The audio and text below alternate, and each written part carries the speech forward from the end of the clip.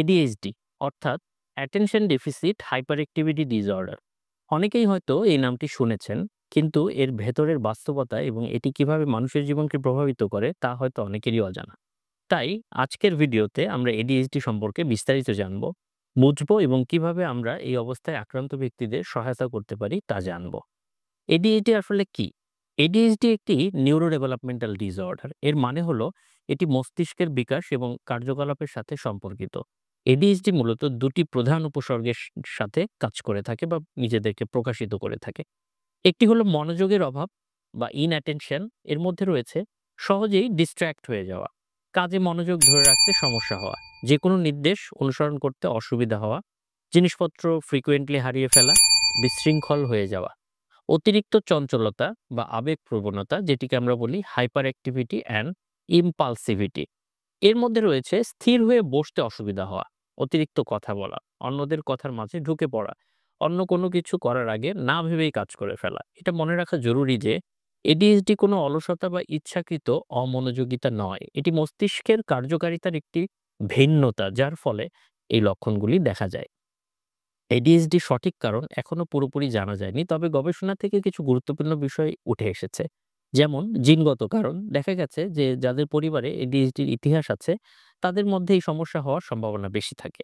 মস্তিষ্কের গঠন ও কার্যকারিতার মাধ্যমেও এটি ছড়াতে পারে। মস্তিষ্কের কিছু নির্দিষ্ট অঞ্চলের গঠন এবং নিউরোট্রান্সমিটারের ভারসাম্যহীনতা এডিএইচডির সাথে যুক্ত থাকতে পারে। পরিবেশগত কারণ থাকতে পারে। গর্ভাবস্থায় মায়ের স্বাস্থ্য এবং কিছু পরিবেশগত প্রভাবও ভূমিকা রাখতে পারে বলে মনে করা হয়। এতে স্পষ্ট যে এডিএইচডি কোনো একক কারণে হয় না, বরং এটি জিনগত, মস্তিষ্কের গঠন এবং পরিবেশগত কারণগুলির একটি জটিল মিথস্ক্রিয়ার ফল। এডিএইচডির লক্ষণগুলি ব্যক্তিভেদে ভিন্ন হতে পারে। কারো মধ্যে হয়তো মনোযোগের অভাব প্রধান হয়ে দেখা দেয়, আবার কারো মধ্যে অতিরিক্ত চঞ্চলতা এবং আবেগপ্রবণতা বেশি প্রকট হয়। এছাড়াও বয়সের সাথে সাথে লক্ষণগুলির প্রকাশও পরিবর্তিত হতে পারে।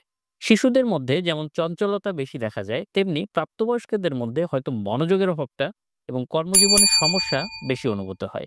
এডিএইচডি শুধুমাত্র শিশুদের রোগ নয়, অনেক প্রাপ্তবয়স্ক এই সমস্যায় ভুগতে পারেন, অথবা শিশু বয়স থেকে প্রাপ্তবয়স্ক হওয়ার পরেও তাদের মধ্যে এই রোগটা থেকে যেতে পারে।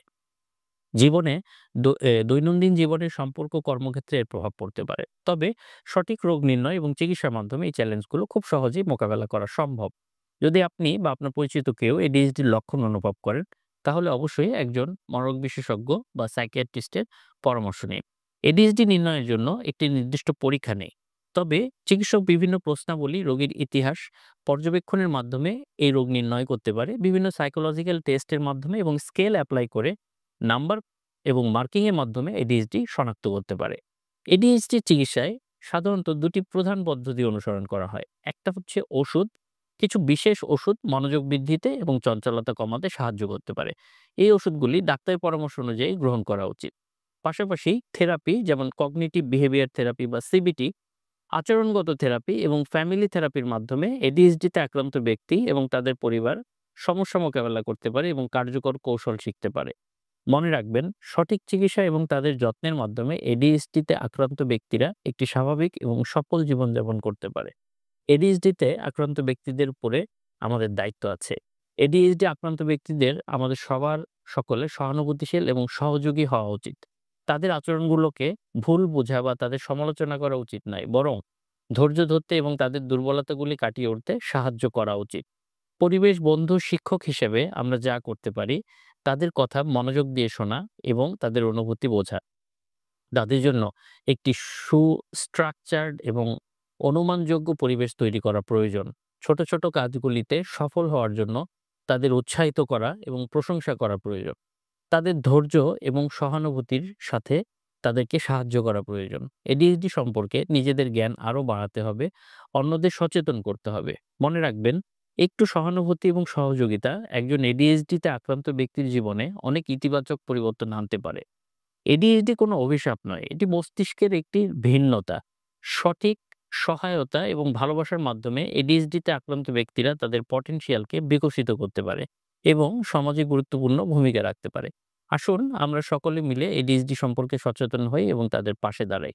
যদি আপনি আপনার পরিচিত কেউ এডিএইচডির লক্ষণ অনুভব করেন, তাহলে দ্বিধা না করে সাহায্য চেয়ে নিন। মনে রাখবেন, আপনি একা নন।